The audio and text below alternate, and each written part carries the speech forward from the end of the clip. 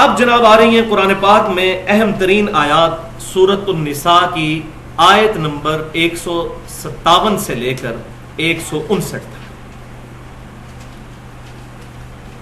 ان تین آیات کے تحت آج انشاءاللہ تعالی میں نے مسلمانوں کا جو اجماعی عقیدہ ہے اس کو ڈیٹیل کے ساتھ ایڈریس کرنا ہے. اور اسی سلسلے میں آپ کو ایک ریفرنس پیج بھی مل چکا ہے جس پہ ساری چیزیں ڈیٹیل کے ساتھ لکھی ہوئی ہیں، کیونکہ مختلف جگہ سے آیات میں نے کراس ریفرنس کے طور پہ کوٹ کرنی تھی، اس لیے وہ آیات ایک جگہ آپ کو ایک پیج پر دے دی گئی ہیں. اور وہ عقیدہ دو حصوں پر مشتمل ہے. نمبر 1، حیات مسیح علیہ السلام، کہ عیسیٰ علیہ السلام زندہ ہے، اللہ تعالیٰ نے ان کو زندہ آسمانوں پر اٹھایا. اور نمبر 2، نزول مسیح علیہ السلام، کہ عیسیٰ بن مریم علیہ السلام قرب قیامت میں اس دنیا میں دوبارہ نزول فرمائیں گے. ان آیات کی ڈیٹیل میں جانے سے پہلے کچھ تمہیدی گفتگو میں ضروری سمجھتا ہوں. بھائیو، پوری امت محمدیہ صلی اللہ علیہ وسلم کا یہ اجماعی عقیدہ ہے. اس پر دونوں بڑے مکاتب فکر متفق ہیں. اہل سنت کہلوانے والے تینوں گروہ، بریلوی، دیوبندی اور سلفی یعنی اہل حدیث، اور اہل تشیع بھی، کہ عیسیٰ بن مریم علیہ السلام کو اللہ تعالیٰ نے زندہ آسمانوں پر اٹھایا اور وہ قیامت سے پہلے زمین پہ دوبارہ اتریں گے اور اپنی جو بقیہ زندگی گزار کر ان کو موت آئے گی اور ان کو مسلمان جنازہ پڑھ کر دفنا دیں گے. اور اس پر قرآن پاک کی کافی آیات اور درجنوں صحیح احادیث گواہ ہے. دوبارہ رپیٹ کر لیتے ہیں دو عقیدوں کو، کہ سیدنا عیسیٰ علیہ السلام زندہ ہیں، اللہ تعالیٰ نے معجزانہ طور پر ان کو دنیا سے زندہ اٹھایا. اور نمبر 2، وہ قیامت سے پہلے اس دنیا میں نزول فرمائیں گے، لیکن ان کا نزول امت محمدیہ صلی اللہ علیہ وسلم میں امتی کی حیثیت سے ہوگا، نہ کہ نبی کی حیثیت سے. عیسیٰ علیہ السلام دنیا میں نبی صلی اللہ علیہ وسلم کے امتی بن کر اتریں گے، امام مہدی رضی اللہ تعالی عنہ کے پیچھے نماز پڑھیں گے، پھر مسلمانوں کو لیڈ کریں گے، صلیب کو توڑ دیں گے، خنزیر کو قتل کر دیں گے، جزیہ موقوف ہو جائے گا.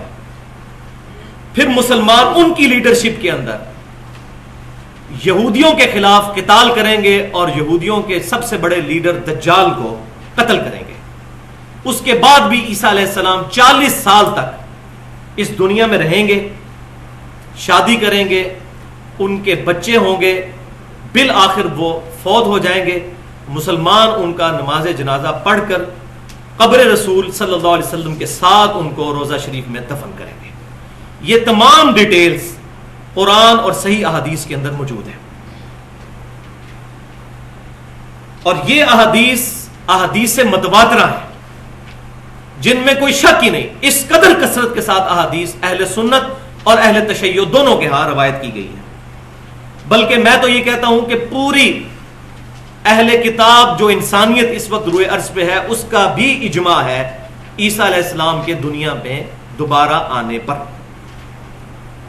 یہودیوں کا کیا عقیدہ ہے؟ جیوز یہ کہتے ہیں، اور اولڈ ٹیسٹمنٹ میں یہ بات لکھی ہوئی ہے، کہ ایک مسایہ آئے گا بنی اسرائیل کے اندر اور وہ یہودیوں کو نجات دلائے گا. وہ مسایہ آ کر جا بھی چکا، لیکن ان بیچاروں کو ابھی تک پتہ نہیں چلا. اب جب دجال دنیا میں آئے گا وہ اس کو مسایہ مان لیں گے اور اپنا لیڈر بنا لیں گے. حالانکہ وہ مسایہ سیدنا عیسیٰ بن مریم علیہ السلام تھے. ان کو انہوں نے ولد الحرام اور معاذ اللہ دجال اور حرامی کہہ کر ٹھکرا دیا، والعیاذ باللہ تعالی. دوسرے جو اہل کتاب کا گروہ ہے عیسائی، جو نیو ٹیسٹمنٹ کو ماننے والے ہیں، ان کا نیو ٹیسٹمنٹ میں یہ عقیدہ موجود ہے جس کو وہ سیکنڈ کمنگ کہتے ہیں یا سیکنڈ ڈسینڈنگ کہتے ہیں، کہ عیسیٰ علیہ السلام دنیا میں اتریں گے اور وہ پھر ان کو لیڈ کریں گے. اور تیسرا اہل کتاب کا گروہ، ہم مسلمان ہیں، ہم بھی اہل کتاب ہیں کیونکہ ہمیں بھی اللہ تعالیٰ نے کتاب دی ہے. فائنل ٹیسٹمنٹ، میں اس کو کہتا ہوں final testament, old testament, new testament اور یہ فائنل ٹیسٹمنٹ قرآن. ہمارا بھی یہ اجماعی عقیدہ ہے اور الحمدللہ قرآن اور صحیح احادیث دونوں کے اندر یہ عقیدہ موجود ہے. سورہ آل عمران کی آیت نمبر 55، سورۃ النساء کی آیات نمبر 157 سے لے کر 159 تک اور سورہ الزخرف کی آیت نمبر 61 میں اس کی پوری ڈیٹیل موجود ہے. اس میں نے پہلے بھی سورہ آل عمران کی جو تفسیر تھی اس کے دوران ڈیٹیل کے ساتھ گفتگو کی تھی، جو مسئلہ نمبر 12 کے نام سے عقیدہ حیات و نزول مسیح علیہ السلام ہماری ویب سائٹ اہل سنت پاک.com پہ رکھی ہوئی ہے. لیکن آج انشاءاللہ تعالی میں اس میں ان ڈیپتھ گفتگو کروں گا اور اس میں جتنے وسوسے ہیں کوشش کروں گا کہ اس کو سیٹل کروں، اور پھر انشاءاللہ تعالی یہ ہمارا آج والی جو گفتگو کا آئیکن ہے یہ بھی الگ سے اپلوڈ ہو جائے گا اور اس کو ہم ریپلیس کروا دیں گے اس کے ساتھ. بھائیو، ہمارے سب کانٹیننٹ میں، انڈیا پاکستان میں سب سے پہلے جس شخص نے عقیدہ نزول مسیح اور عقیدہ حیات مسیح علیہ السلام کا انکار کیا وہ غلام احمد قادیانی تھا. آج سے تقریباً 100 سال پہلے اس کی وفات ہوئی 1908 کے اندر. اس نے اپنے جھوٹے دعوی نبوت کے لیے راہ ہموار کرتے ہوئے مسلمانوں سے پہلے یہ عقیدہ منوانے کی کوشش کی کہ عیسیٰ علیہ السلام فوت ہو چکے ہیں. چونکہ عیسیٰ علیہ السلام فوت ہو چکے ہیں اب لہذا دنیا میں وہ دوبارہ واپس نہیں آ سکتے.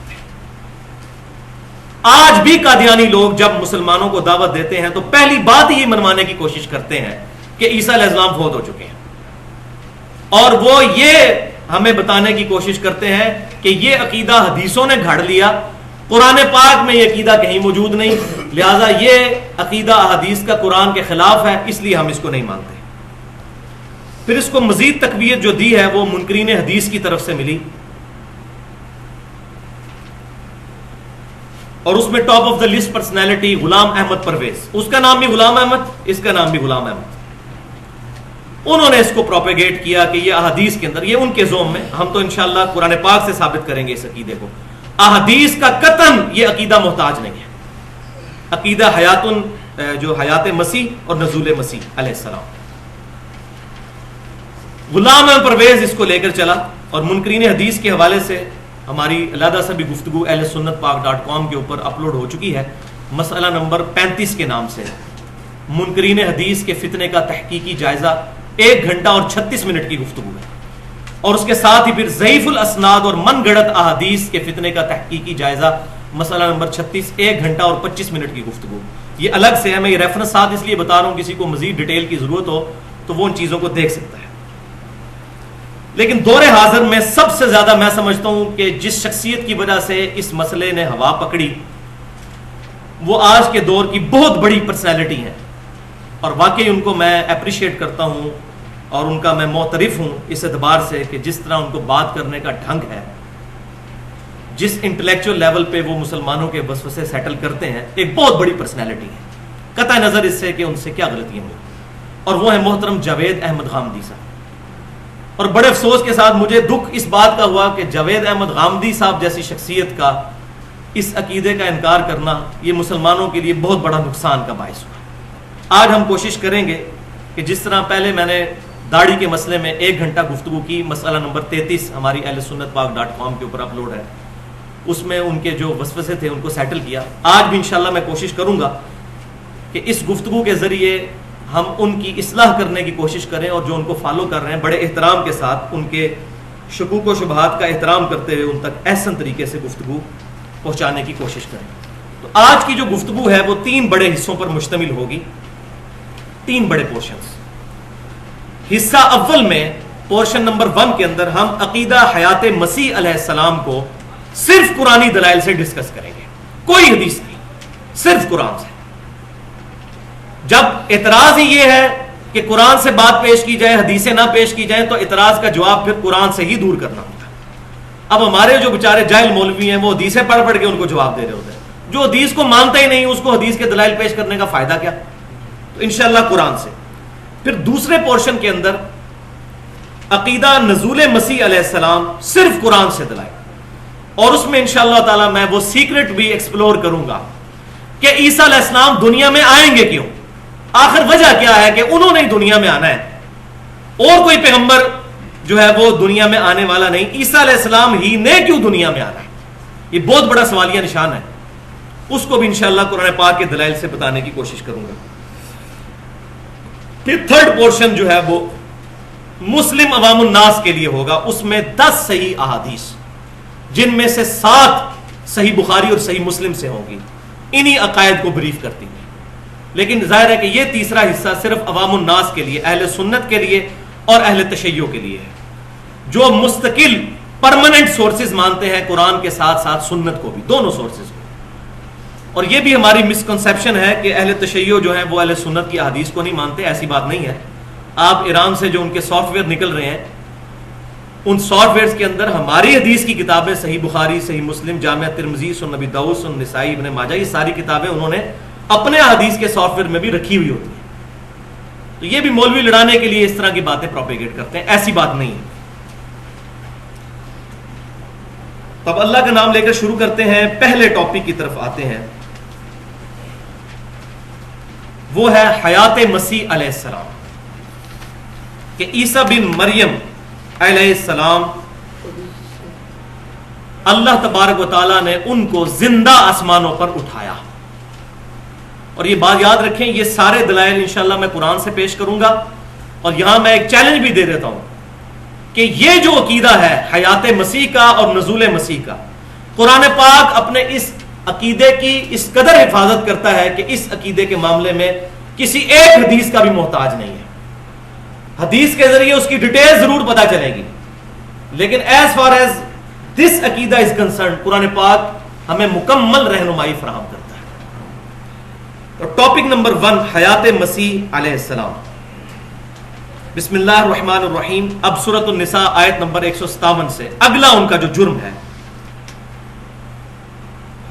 وَقَوْلِهِمْ إِنَّا قَتَلْنَا الْمَسِيحَ عِيسَى ابْنَ مَرْيَمَ رَسُولَ اللَّهِ، اور ان کا یہ بھی کہنا ہے یہودیوں کا کہ ہم نے عیسیٰ بن مریم علیہ السلام کو قتل کر ڈالا ہے، جو اللہ کے رسول تھے، یہ اللہ کی طرف سے کہ اللہ کے رسول کو قتل کرنے کا یہ دعویٰ کر رہے ہیں، جبکہ اللہ کا رسول کبھی قتل نہیں ہو سکتا۔ یہ بات یاد رکھیں، قرآن پاک میں آیا ہے کہ انبیاء قتل ہوئے ہیں، رسول نہیں۔ رسول اور نبی میں فرق بھی سمجھ لیں۔ رسول وہ ہوتا ہے جس کو کوئی کتاب یا صحیفہ دیا جاتا ہے اور وہ صاحب شریعت ہوتا ہے، جیسا کہ سیدنا موسیٰ علیہ السلام، سیدنا عیسیٰ علیہ السلام اور ہمارے پیغمبر علیہ السلام۔ اور نبی جو ہے وہ کسی اور پیغمبر کی تصدیق کرنے والا ہوتا ہے، جیسے سیدنا یحییٰ علیہ السلام، وہ رسول نہیں تھے، نبی تھے۔ اور مسند امام احمد میں ایک حدیث بھی موجود ہے جس کو شیخ البانی تو صحیح کہتے ہیں، اب مجھے اس کی ڈیٹیل نہیں پتا کہ اصول محدثین پہ اس کا کیا مقام ہے، لیکن شیخ البانی کے نزدیک وہ حدیث صحیح ہے مسند امام احمد کی، کہ اللہ تعالیٰ نے 1,24,000 پیغمبروں کو مبعوث کیا دنیا کے اندر، جن میں سے 315 رسول ہیں۔ 1,24,000 نبیوں میں سے 315 جو ہے وہ رسول ہیں، صاحب شریعت۔ تو ہر رسول نبی بھی ہوتا ہے، لیکن ہر نبی رسول نہیں ہوتا۔ تو اللہ تبارک و تعالیٰ فرما رہا ہے کہ ان کا دعویٰ ہے کہ ہم نے اللہ کے رسول کو قتل کیا، اللہ کا رسول تو قتل نہیں ہو سکتا۔ کیوں؟ سورۃ المجادلہ کے اندر ایک آیت ہے، آیت نمبر 21، کتب اللہ لأغلبن انا ورسلی، کہ اللہ تعالیٰ نے یہ بات طے کر دی ہے کہ بے شک میں اور میرے رسول غالب رہیں گے۔ رسول کبھی قتل نہیں ہوں گے، انبیاء کو ضرور قتل کیا گیا، لیکن رسولوں کی اللہ تعالیٰ اسپیشل پروٹیکشن فرماتا ہے۔ ہمارے نبی صلی اللہ علیہ وسلم کی بھی اسپیشل پروٹیکشن کی گئی۔ لیکن یہاں یہ بھی بات یاد رکھیں، قرآن پاک میں 3 ٹرمنالوجیز ایسی ہیں، بلکہ وہ کہنا چاہیے 3 گروپ آف ٹرمنالوجیز، کہ جو ایک دوسرے کی جگہ بھی استعمال ہو جاتی ہیں۔ نمبر 1، مؤمن اور مسلم، یہ ایک دوسرے کی جگہ بھی استعمال ہو جاتا ہے، لیکن مومن اور مسلم میں بڑا فرق بھی ہے۔ بعض اوقات گفتگو کے دوران یہ ایک دوسرے کی جگہ بھی استعمال ہو جاتا ہے، مؤمن اور مسلم۔ دوسری ٹرم ہے جہاد اور قتال، یہ ایک دوسرے کے ایکویلنٹ ورڈ کے طور پہ بھی کبھی کبھار استعمال ہوتے ہیں، لیکن بیسیکلی ان میں فرق بھی ہے۔ اور تیسری ٹرم جو ہے وہ نبی اور رسول، یہ بعض اوقات ایک دوسرے کی جگہ بھی استعمال ہو جاتے ہیں، لیکن ان کے اندر بھی ایک باریک سا فرق موجود ہے جو میں نے بیان کر دیا۔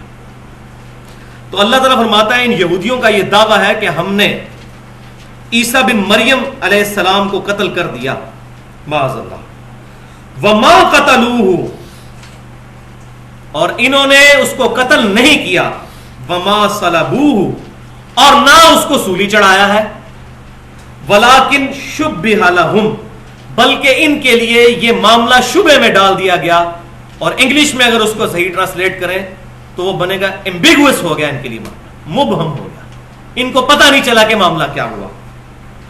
وَإِنَّ الَّذِينَ اخْتَلَفُوا فِيهِ، اور بے شک وہ لوگ جو اس معاملے میں اختلاف کر رہے ہیں، لفی شک منہ، وہ اس کے بارے میں شک میں ہے، خود بھی وہ کانفیڈنٹ نہیں ہے اس معاملے میں، وہ آگے ڈیٹیل آئے گی کیوں۔ ما لہم بہ من علم، اس چیز کے بارے میں ان کے پاس کوئی ڈیفینیٹ علم نہیں جس کی بنیاد پہ یہ دعویٰ کر رہے ہیں، الا اتباع الظن، مگر یہ کہ یہ اپنے گمان کی پیروی کر رہے ہیں، یہ ان کے اپنے اٹکل پچو ہیں، یہ اپنی یہ آئٹریشنز پرفارم کر رہے ہیں اور کہہ رہے ہیں کہ یہ ہوا۔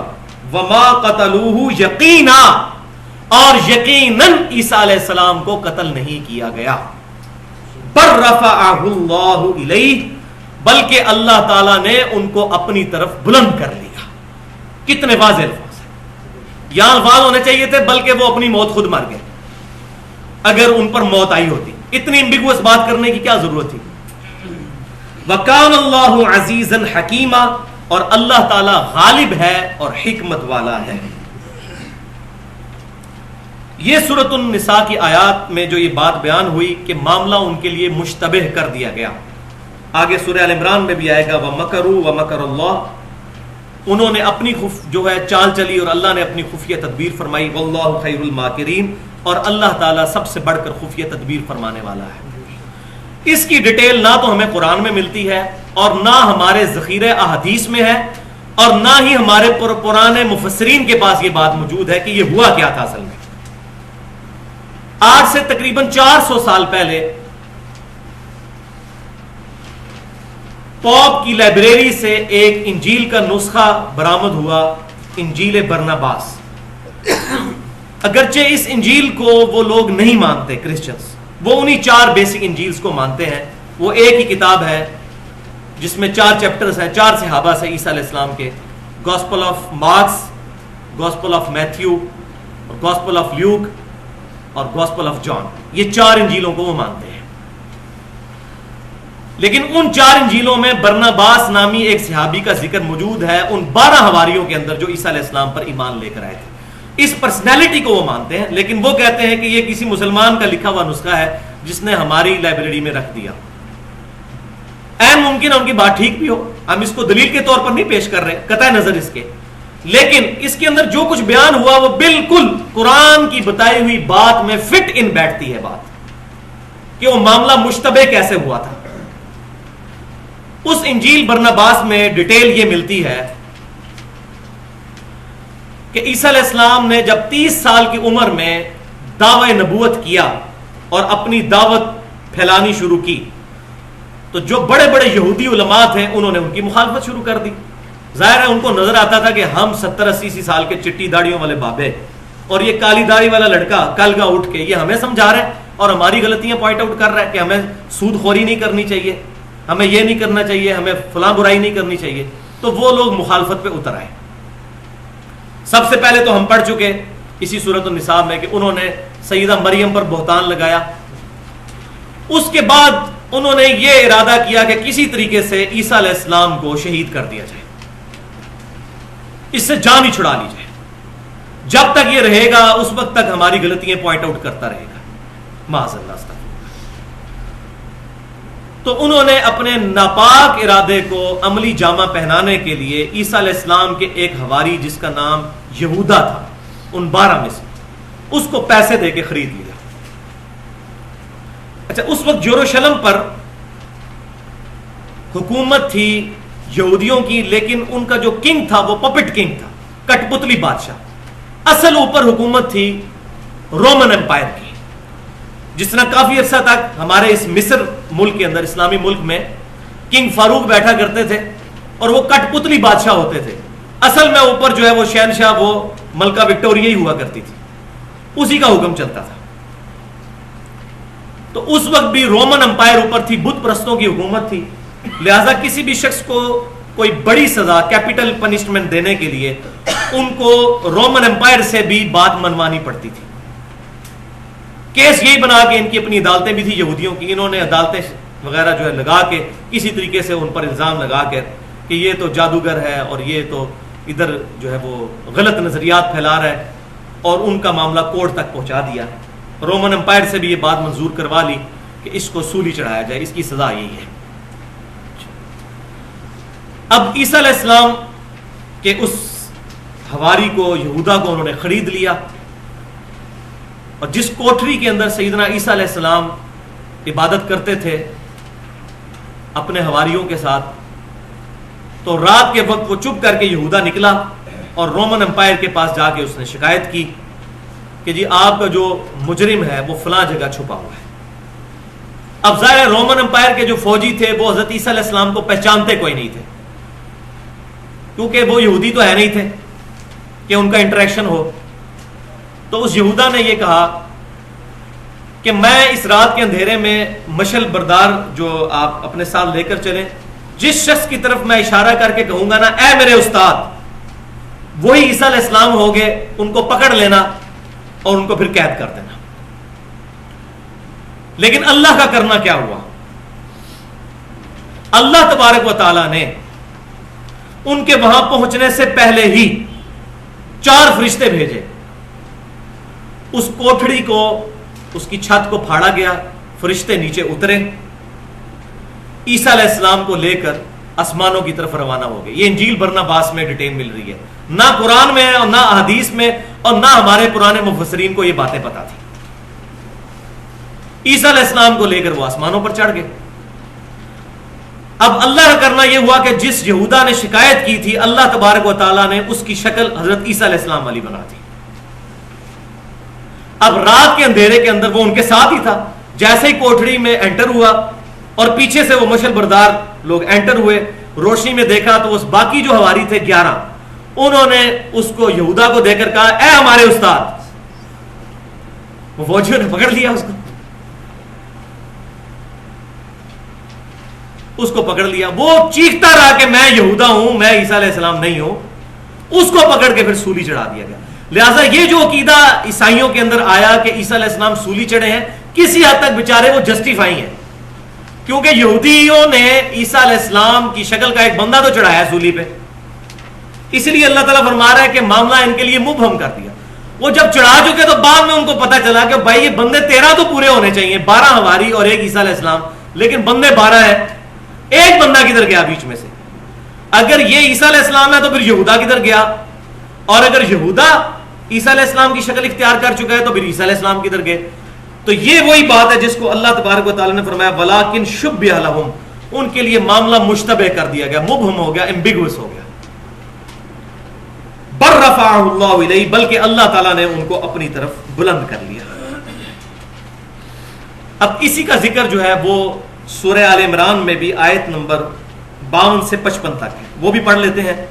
فَلَمَّا أَحَسَّ عِيسَىٰ مِنْهُمُ الْكُفْرَ، جب عیسیٰ علیہ السلام نے بنی اسرائیل سے، یہودیوں کی طرف سے جن کی طرف وہ پیغمبر بنا کر بھیجے گئے تھے، کفر کو محسوس کر لیا کہ یہ لوگ اب ایمان لانے والے نہیں، قَالَ مَنْ أَنصَارِي إِلَى اللَّهِ، تو انہوں نے یہ پھر ندا بلند کی، کون ہے جو اللہ کے لیے میری مدد کرے، والنٹیئرلی میرے ساتھ کھڑا ہو دین کے لیے۔ قَالَ الْحَوَارِيُّونَ نَحْنُ أَنصَارُ اللَّهِ، عیسیٰ علیہ السلام کے حواریوں نے کہا کہ ہم ہیں اللہ کے دین کے مددگار آپ کے ساتھ۔ آمنا باللہ، ہم ایمان لائے اللہ پر، واشہد بأننا مسلمون، اور آپ بھی گواہ ہو جائیے کہ ہم مسلمان ہیں، ہم سر تسلیم خم کرنے والے ہیں۔ تو عیسیٰ علیہ السلام ان کے ماننے والے بھی مسلم تھے، الحمدللہ۔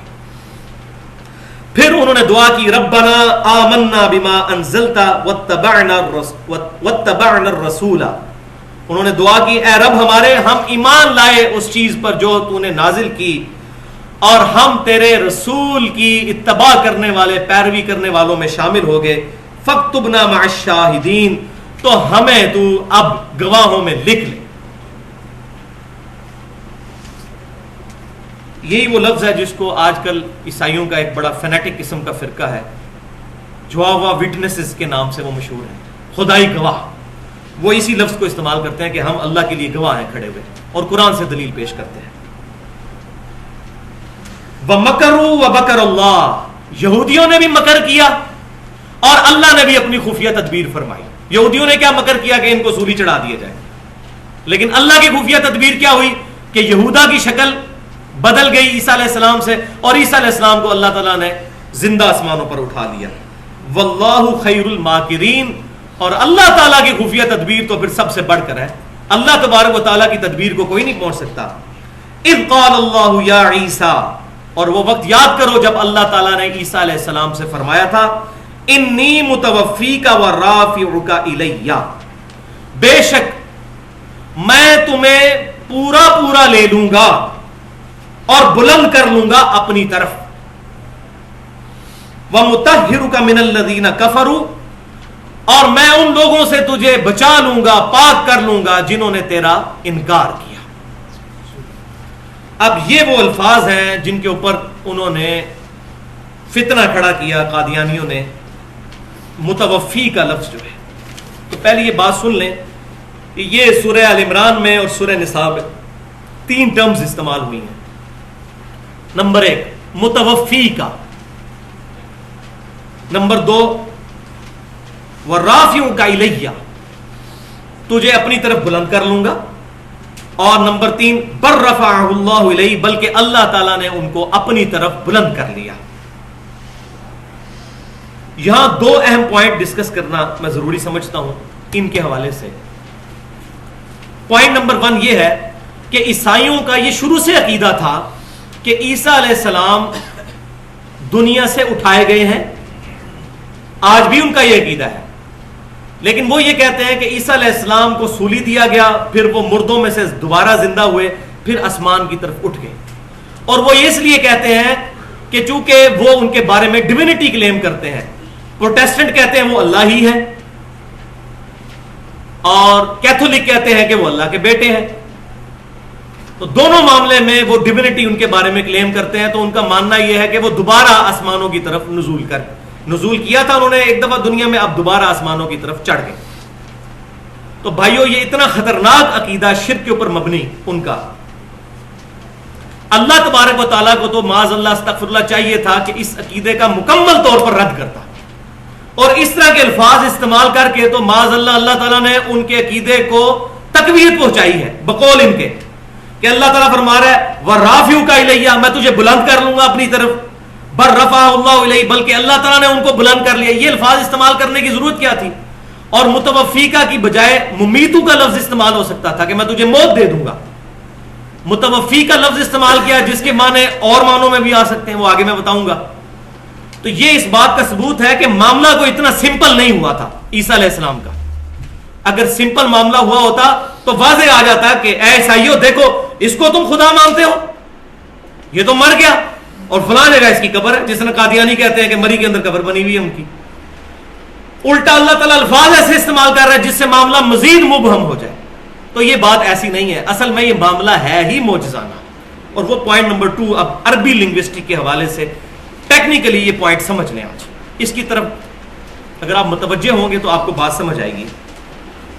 دیکھیں متوفی کا جو لفظ ہے جس کو پکڑ کے قادیانیوں نے اور منکرین حدیث نے فتنہ کھڑا کیا، یہ عربی کے روٹ ورڈ وفا سے نکلا ہے، اور وفا کا لفظ اردو میں بھی استعمال ہوتا ہے، وعدہ وفا کرنا۔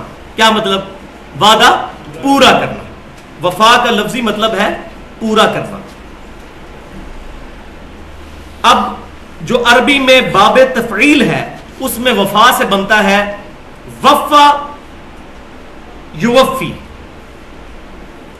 اس کا مطلب ہوتا ہے کسی کو پورا پورا بدلہ دے دینا، اور اس کا ذکر قرآن پاک میں سورہ الزمر کی آیت نمبر 70 میں موجود ہے۔ یہ آپ کے پیج میں نہیں لکھی ہوئی کیونکہ یہ ضمناً بات ہونی تھی۔ بسم اللہ الرحمن الرحیم، وَوُفِّيَتْ كُلُّ نَفْسٍ مَّا عَمِلَتْ، اور اس دن پورا پورا بدلہ دے دیا جائے گا ہر جان کو جو اس نے عمل کیا۔ وَهُوَ أَعْلَمُ بِمَا يَفْعَلُونَ، اور اللہ تعالیٰ جانتا ہے جو کچھ وہ دنیا میں کام کیا کرتے تھے۔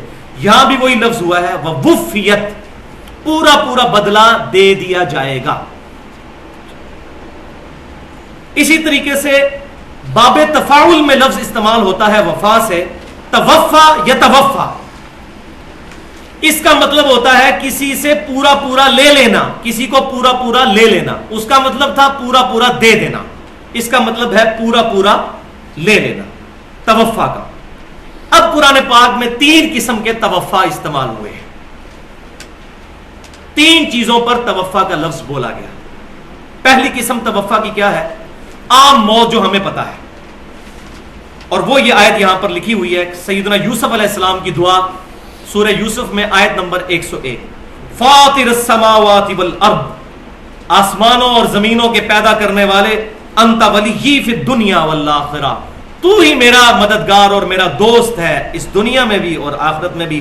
توفنی مسلما والحقنی بالصالحین، مجھے مسلمانوں کے ساتھ پورا پورا کر دینا، یعنی موت دے دینا، اور صالحین کے ساتھ ملا دینا. بلکہ ہماری جو جنازے کی دعا ہے جامعہ ترمذی، سنن نبی داؤد اور سنن ابن ماجہ میں صحیح سند کے ساتھ، اس میں بھی الفاظ موجود ہیں وَمَن تَوَفَّيْتَهُ مِنَّا فَتَوَفَّهُ عَلَى الْإِيمَانِ، اے اللہ جب تو نے مجھے پورا کرنا ہے، مجھے موت دینی ہے، تو مجھے ایمان پر موت دینا. تو یہ لفظی مطلب ہے پورا پورا لے لینا. اے اللہ جب تو مجھے پورا پورا لے لے گا تو ایمان کی حالت میں لینا. تو ایک توفا ہو گیا یہ عام موت. اور عام موت میں کیا ہوتا ہے؟ جسم یہیں رہ جاتا ہے، روح اور جان نکل جاتی ہے. روح ہی ہے جس کی وجہ سے انسان میں خود شعوری ہے، وہ نکل جاتی ہے. یہ ایک توفا ہے جو ہم سب کو پتا ہے. لیکن ایک توفا کی دوسری قسم وہ بھی قرآن میں موجود ہے، اور وہ ہے نیند کی حالت. اس پر بھی اللہ تعالیٰ نے توفا کا لفظ بولا ہے، اور وہ یہ آیت سورہ الزمر کی آیت نمبر 42. اللہ یتوفی الانفس حین موتها، اللہ تعالیٰ پورا لے لیتا ہے جانوں کو، روح کو لے لیتا ہے موت کی حالت میں. واللتی لم تمت فی منامها، اور جس پر موت نہیں آنی ہوتی اس کی نیند کی حالت میں پورا پورا لے لیتا ہے. نیند کی حالت میں کیا لے لیتا ہے؟ روح. جسم یہیں رہتا ہے، جان بھی یہیں رہتی ہے، لیکن روح اور خود شعوری اللہ تعالیٰ لے لیتا ہے. اس کے پاس کچھ کرتے رہے اس کو پتہ نہیں چلتا، لیکن جیسے ہی آپ اس کو سوئی چبوئیں گے یا چٹکی کاٹیں گے وہ فوراً جاگ اٹھے گا، کیونکہ اس کے اندر جان موجود ہے، اور فوراً جاگ کے وہ رسپانس بھی نہیں کرتا. خود شعوری اس میں نہیں ہوتی. جب روح واپس آتی ہے پھر اس کا وہ جس طرح ہم کمپیوٹر کہتے ہیں نا بوٹ ہوتا ہے، اس کے بعد انسان بوٹ ہوتا ہے، وہ جان کی وجہ سے جاگ جاتا ہے. تو نیند کی حالت میں بھی اللہ تبارک و تعالیٰ انسان کی روح اور خود شعوری جو ہے وہ لے لیتا ہے. اس پر بھی توفا کا لفظ بولا گیا ہے. وَيُمْسِكُ الَّتِي قَضَىٰ عَلَيْهَا الْمَوْتِ، پھر اللہ تعالیٰ فرماتا ہے جس پر ہم نے موت کا فیصلہ کرنا ہوتا ہے اس کی روح اپنے پاس ہی رکھ لیتے ہیں. وَيُرْسِلُ الْأُخْرَىٰ، اور اس کے علاوہ کو بھیج دیتے ہیں روحوں کو واپس جسموں میں، إِلَىٰ أَجَلٍ مُّسَمَّىٰ، ایک مقررہ وقت تک کے لیے، جب تک ان کی موت نہیں آنی روح کو دوبارہ جسم میں بھیج دیتے ہیں. نیند کی حالت میں جسے موت، کئی لوگ ہیں جو سوتے ہی سو جاتے ہیں، تو اللہ تعالیٰ فرماتے ہیں ہم جس کی موت کا فیصلہ کر لیتے ہیں اپنی روح، پھر اس کی روح جو ہے اپنے پاس رکھ لیتے ہیں، جس کے لیے ابھی ہم نے ڈھیل رکھی ہوتی ہے تو واپس کر دیتے ہیں. اسی لیے صحیح بخاری میں وہ دعا بھی ہے، اللہم بسمک اموت و احیا، اے اللہ میں تیرے نام سے جیتا اور مرتا ہوں. اور صبح اٹھ کر بھی دعا کیا ہے، الحمدللہ الذی احیانا بعد ما اماتنا، صحیح بخاری میں. تمام تعریفیں اس رب کے لیے جس نے مرنے کے بعد مجھے زندہ کیا. تو یہ بھی نیند بھی موت کی بہن ہے، اس پر بھی توفا کا لفظ بولا گیا ہے.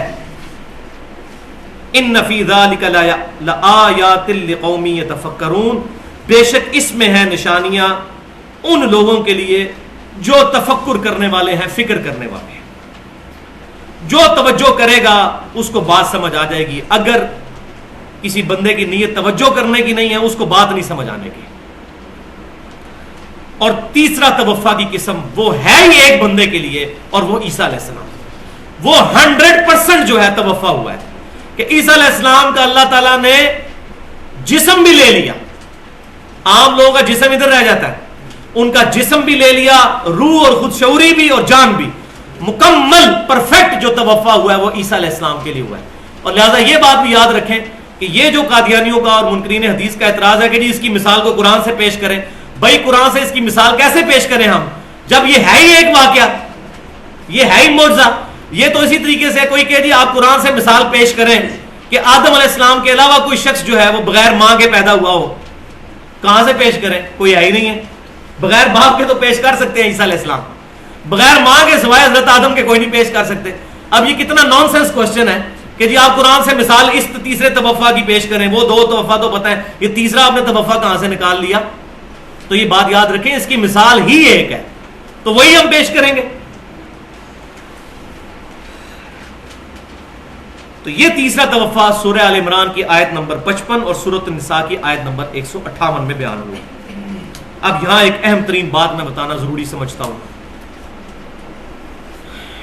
بہت خطرناک چیز، وہ یہ ہے کہ صحیح بخاری میں انٹرنیشنل نمبرنگ کے مطابق کتاب التفسیر چیپٹر میں ایک حدیث ہے، حدیث کا نمبر ہے 4623.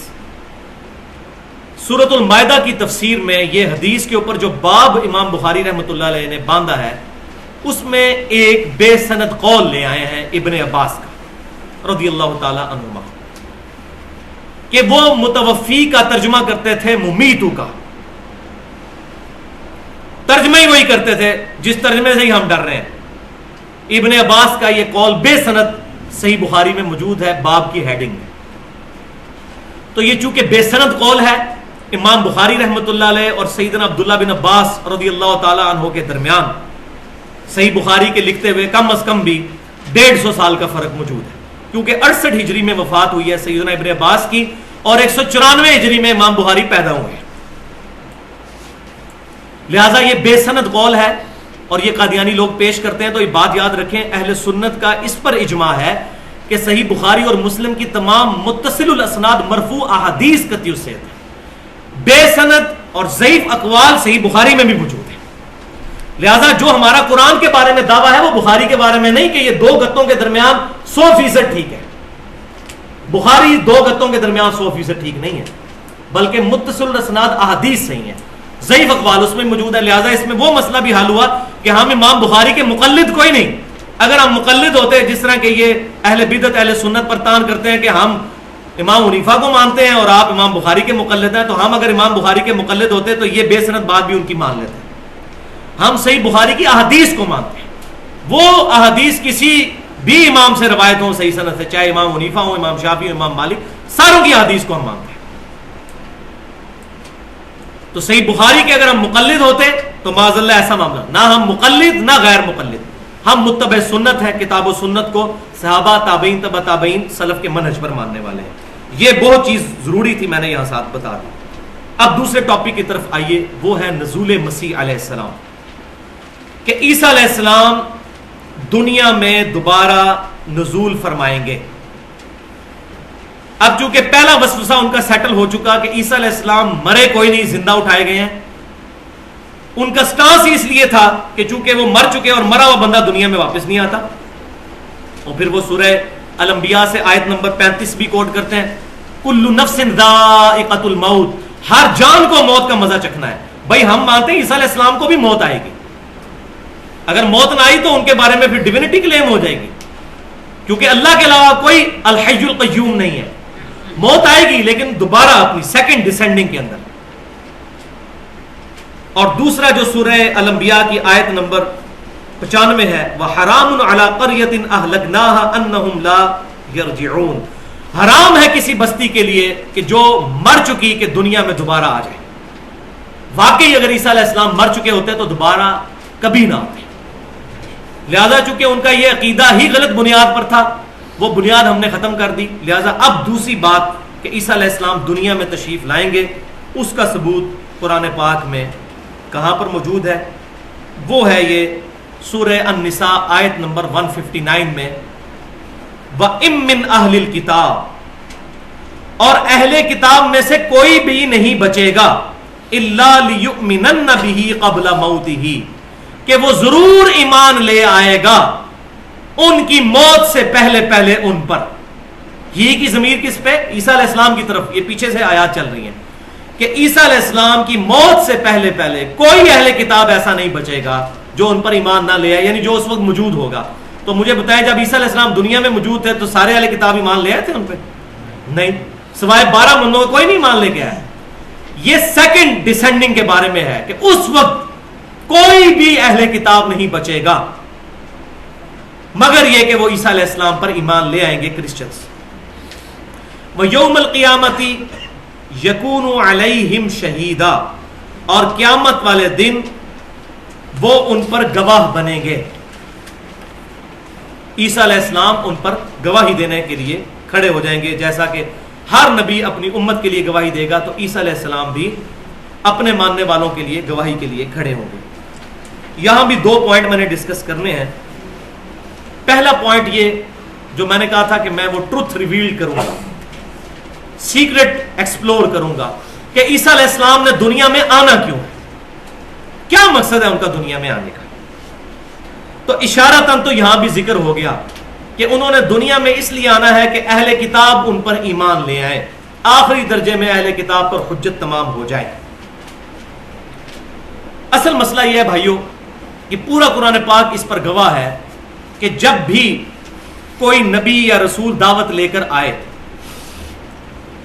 رسولوں کے بارے میں تو یہ پیٹ رول ہے، جب بھی کسی رسول نے دعوت پیش کی اور ان کے امتیوں نے ان کی دعوت کا انکار کیا تو ایمان والوں کو اللہ نے بچا لیا اور ایمان نہ لانے والوں پر اللہ کا عذاب آیا.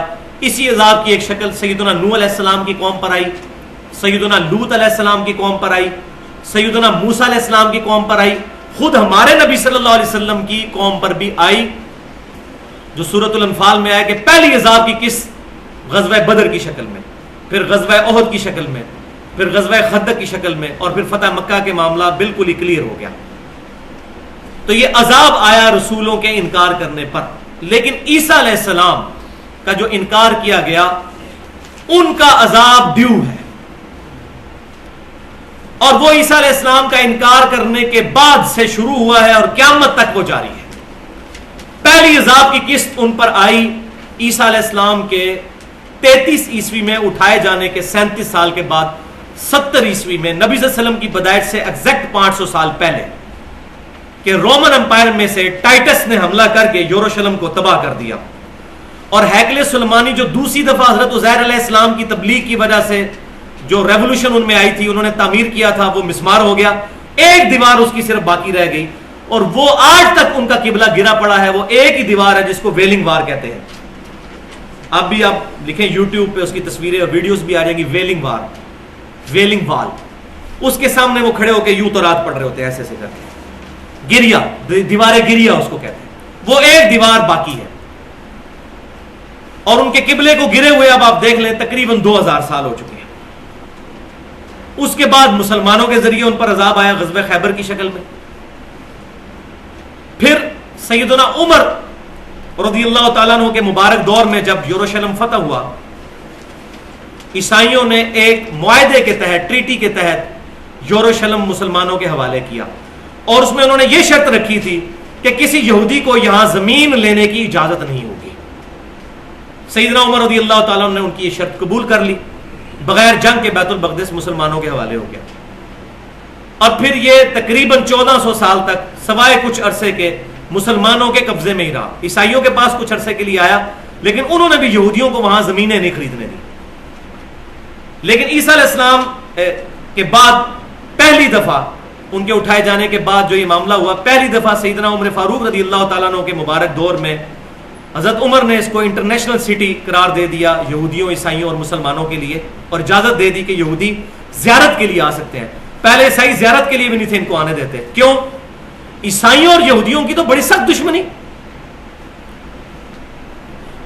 عیسائی جس شخص کو کہتے ہیں اللہ کا بیٹا اور گاڈ انکارنیٹ، اس کو یہودی کہتے ہیں ولد الزنا، دجال اور حرامی.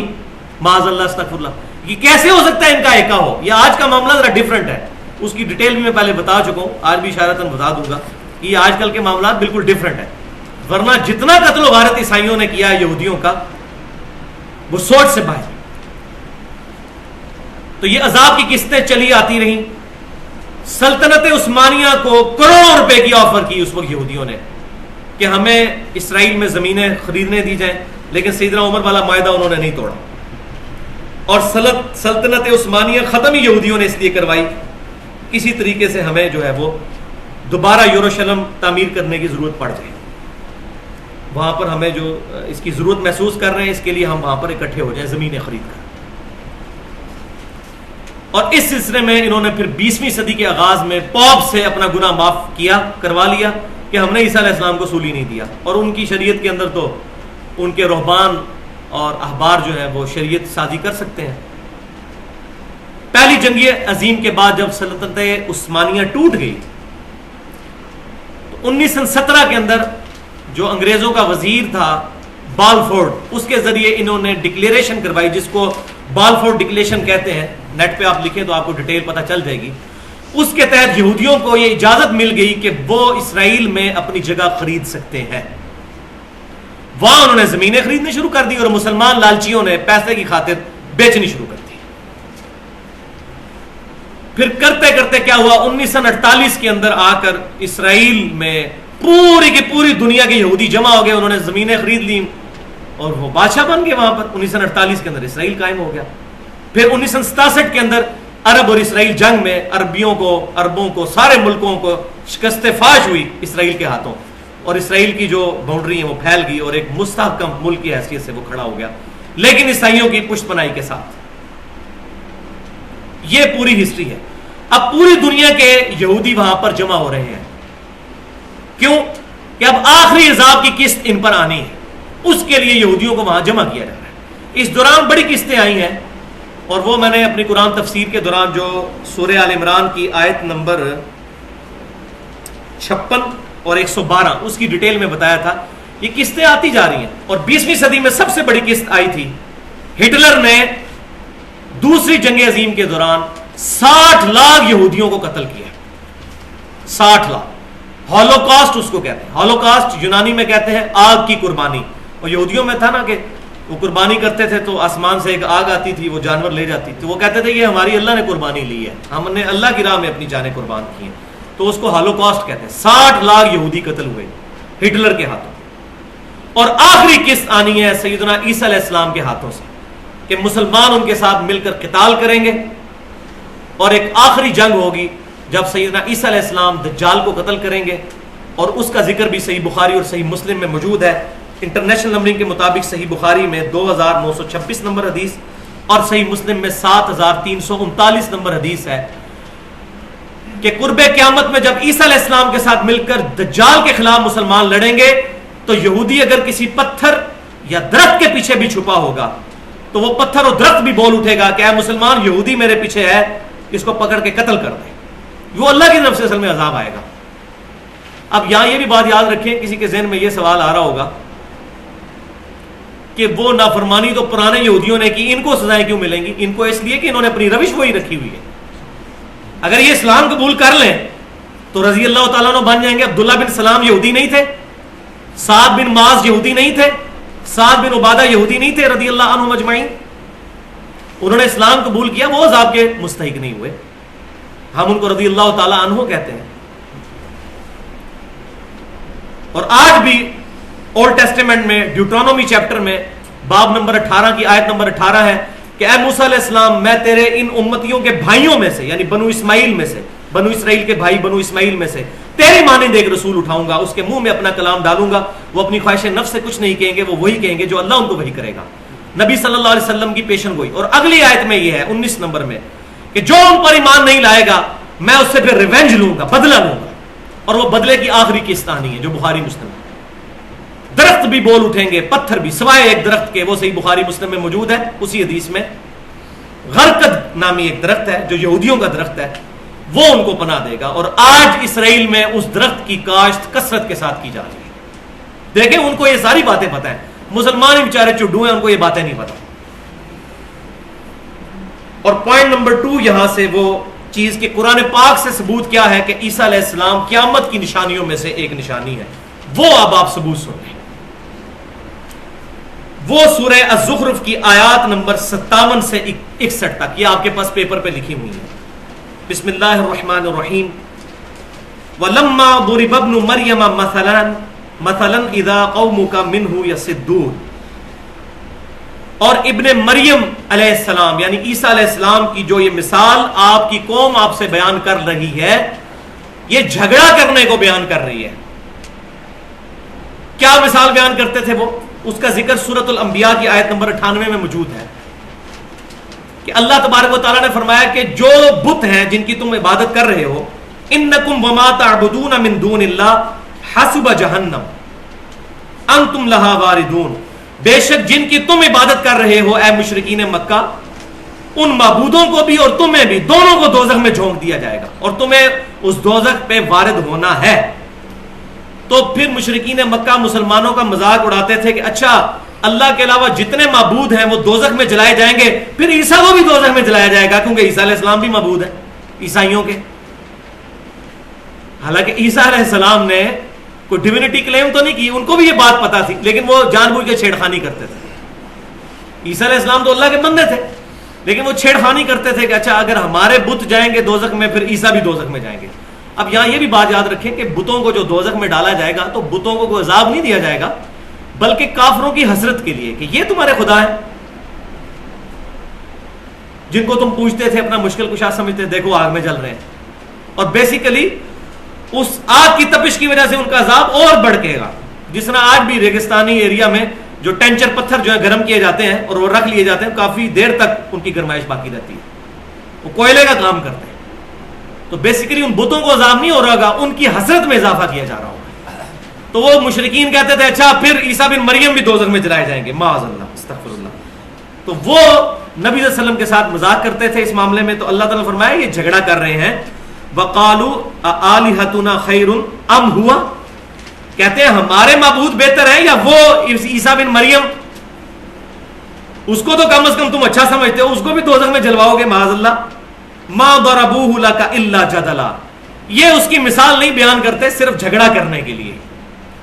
بل ہم قوم خصمون، یہ ہے ہی جھگڑالو قوم. ان ہوا الا عبد انعمنا علیہ، وہ تو نہیں تھے مگر ایک اللہ کے خاص بندے جن پر اللہ نے انعام کیا تھا. وجعلناہ مثلا لبنی اسرائیل، اور ایک ایگزمپلری پرسنالٹی ان کو مثال بنایا تھا یہودیوں کے لیے، بنی اسرائیل کے لیے، حضرت یعقوب علیہ السلام کی اولاد کے لیے. وَلَوْ نَشَاءُ لَجَعَلْنَا مِنْكُمْ مَلَائِكَةً فِي الْأَرْضِ يَخْلُفُونَ، اور اے کافروں اگر اللہ تعالیٰ چاہتا تو تمہاری جگہ فرشتوں کو تمہارا خلیفہ بنا دیتا، تمہیں صفحہ ہستی سے مٹا دیتا ان ٹھٹا اور مذاق کرنے کی وجہ سے. وَإِنَّهُ لَعِلْمٌ لِلسَّاعَةِ، اور بے شک وہ قیامت کی خبر ہے، قیامت کا علم ہے. کون؟ عیسیٰ بن مریم. یہ کانٹیکسٹ ان کا چل رہا ہے کہ عیسیٰ علیہ السلام، انہو کی ضمیر اس کی طرف جا رہی ہے، ایک بندے کی طرف. عیسیٰ بن مریم لعلم للساعة، نشانی ہے قیامت کی، قیامت کا علم ہے، قیامت کی خبر ہے. الساعة کا لفظ قرآن میں قیامت کے لیے ہے. فلا تمترن بها، اور دیکھنا اس میں شک نہ کرنا. واتبعون، اور میری پیروی کرنا. ھذا صراط مستقیم، یہ ہے سیدھا راستہ. یہ آیت واضح ثبوت ہے کہ عیسیٰ علیہ السلام قیامت کی نشانیوں میں سے ایک نشانی ہے. اس کا کوئی جواب نہیں ان کے پاس. لیکن یہ سورہ زخرف میں جا کے ذکر ہے، یہ ساری جگہ ایک جگہ چیزیں موجود نہیں ہیں. اب آ جائیے آخری حصے کی طرف.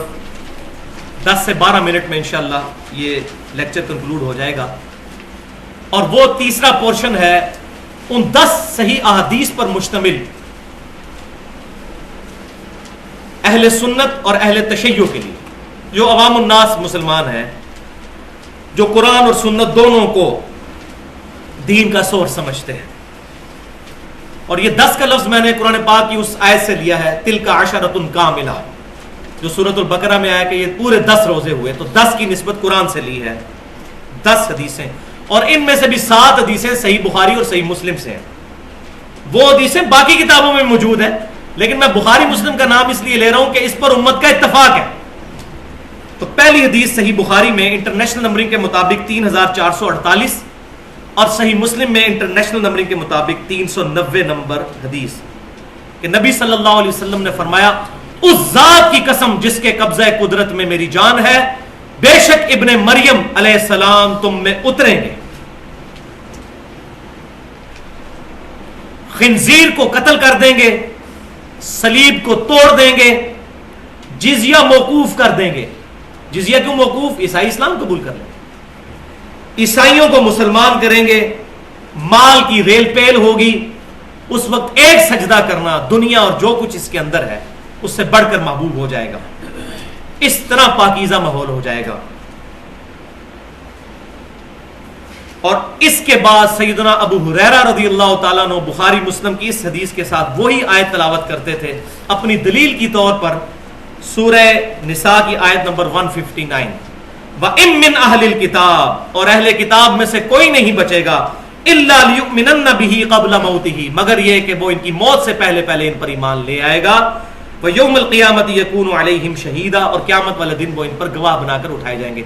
सैयदना अबू हुरैरा रज़ियल्लाहु ताला अन्हु इस हदीस के साथ ये आयत पढ़ते थे कि ये आयत पढ़ के देख लो, कुरान में भी इसका जिक्र इशारतन मौजूद है कि ईसा अलैहिस्सलाम दुनिया में तशरीफ लाएंगे।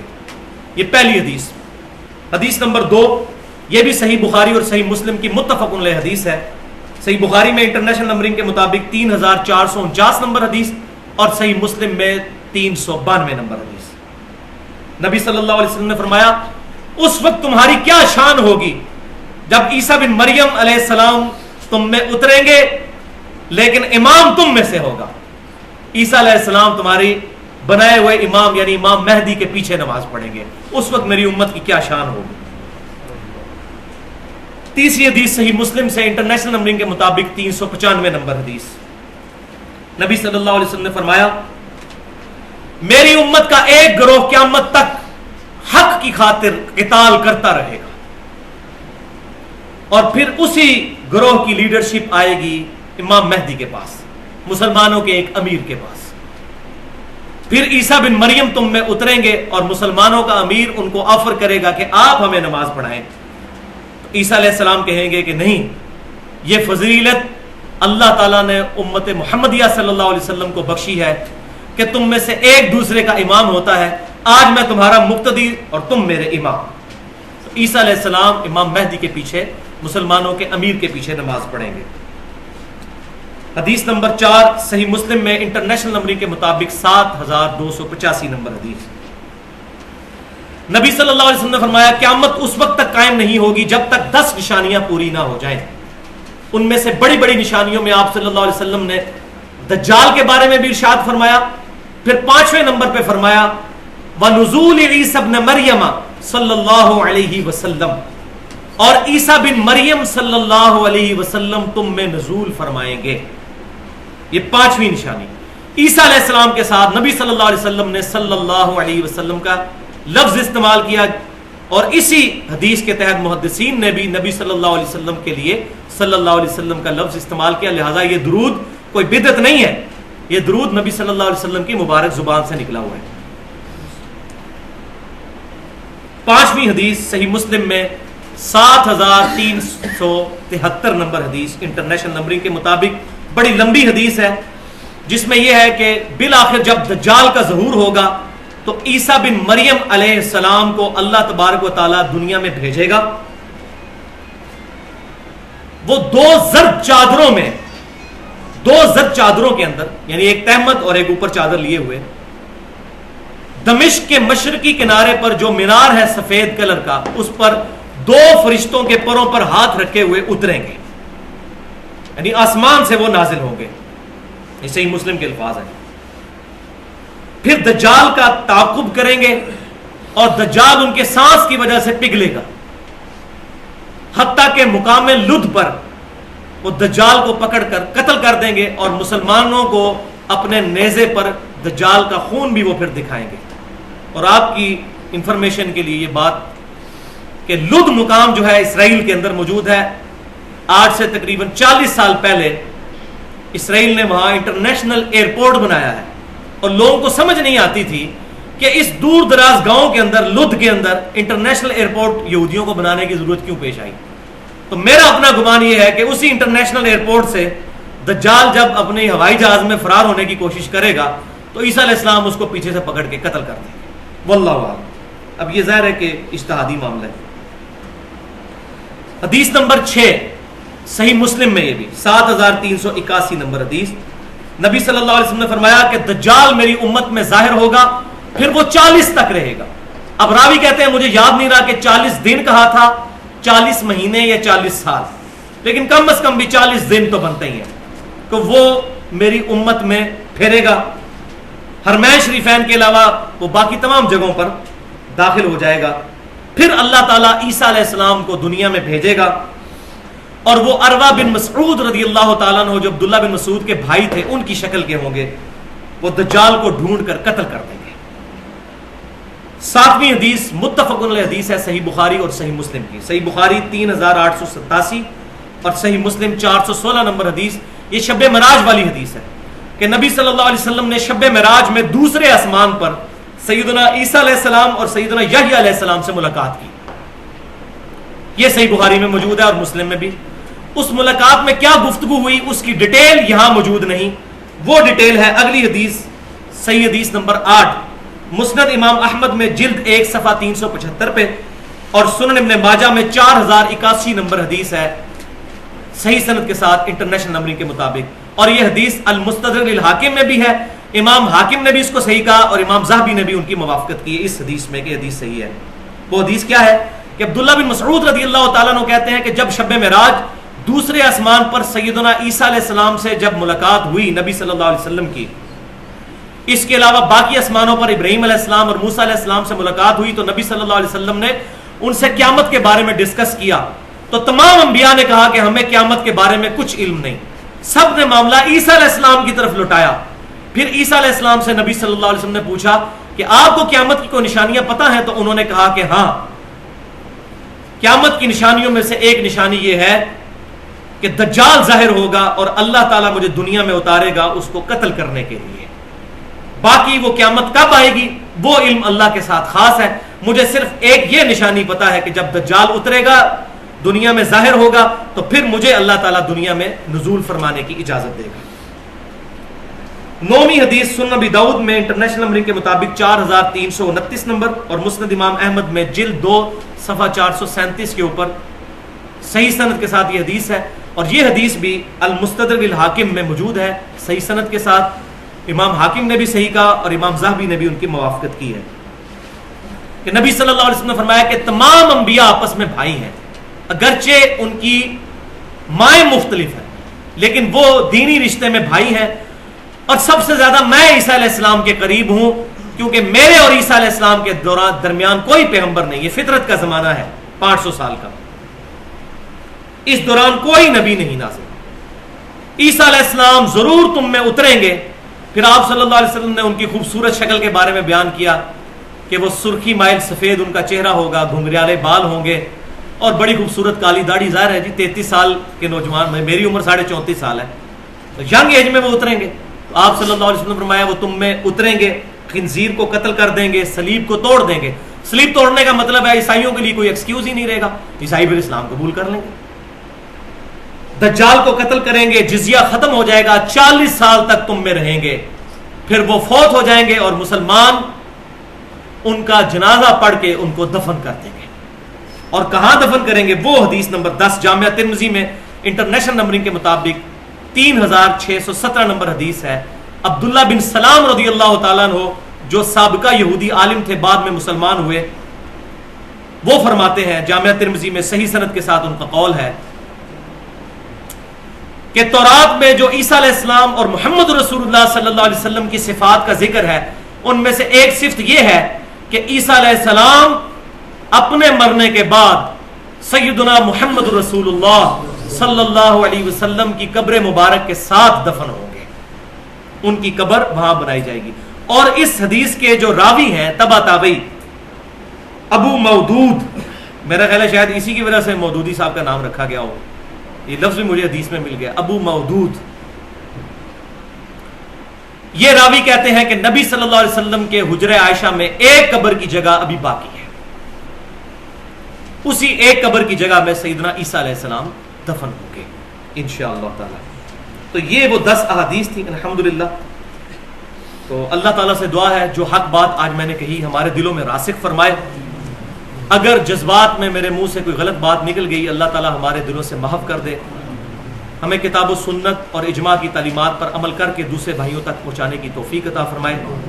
بھائیوں، اہل سنت پاک .com کے اوپر یہ تمام ہمارے اختلافی مسائل الحمدللہ علیحدہ سے اختلافات کی حقیقت کیا ہے اپلوڈ ہیں۔ آج والا بھی انشاءاللہ مسئلہ نمبر 12 کے نام سے عقیدہ حیات و نزول مسیح علیہ السلام کے نام سے اپلوڈ ہو جائے گا۔ باقی بھائیوں کو بھی اس بارے میں بتائیں۔ الحمدللہ اللہ کا فضل ہے کہ پازیٹیو انداز میں امت تک صحیح بات پہنچائی جا رہی ہے، فرقہ واریت سے بالا تر ہوگا، کیونکہ آج کل جو بھی بندہ بولتا ہے فرقے کی زبان بولتا ہے۔ لہذا قادیانی جو کلمہ گو ہیں، اہل قبلہ ہیں، لیکن ایک بہت بڑے معاملے میں ان کو غلطی لگی جس کی وجہ سے وہ دار اسلام سے نکل گئے، وہ ان میں سے ایک بڑا مسئلہ یہ ہے، ان تک بھی پازیٹیولی یہ دعوت پہنچائیں، شاید اللہ تعالیٰ ان کا دل اس کی طرف پھیرے۔ اور بھائیو یہ جملہ میرا یاد رکھا کریں ہمیشہ کہ قادیانی صرف اس لیے کافر ہیں کہ ہم قادیانیوں کے گھر پیدا نہیں ہوئے۔ اگر خدا نہ خواستہ ہمارے ماں باپ بھی قادیانی ہوتے تو ہم بھی قادیانی ہی ہوتے۔ لہٰذا بجائے ان سے نفرت کرنے کے، ان کی آخرت کی طرف نظر کرتے ہوئے ان پر رحم کھائیں کہ ان کے ساتھ آخرت میں کیا معاملہ ہونے والا ہے، اور پازیٹیولی ان تک بات پہنچانے کی کوشش کریں۔ بہرحال یہ یہودیوں اور عیسائیوں سے بہتر ہیں، کم از کم قرآن کو اور حدیث کو مانتے ہیں، لیکن ان کے علماء نے ان کی پبلک کو دھوکہ دیا ہوا ہے، ان تک صحیح بات نہیں پہنچنے دیتے۔ یہ ہماری ذمہ داری ہے کہ ہم پازیٹیولی چیزیں ان تک پہنچائیں۔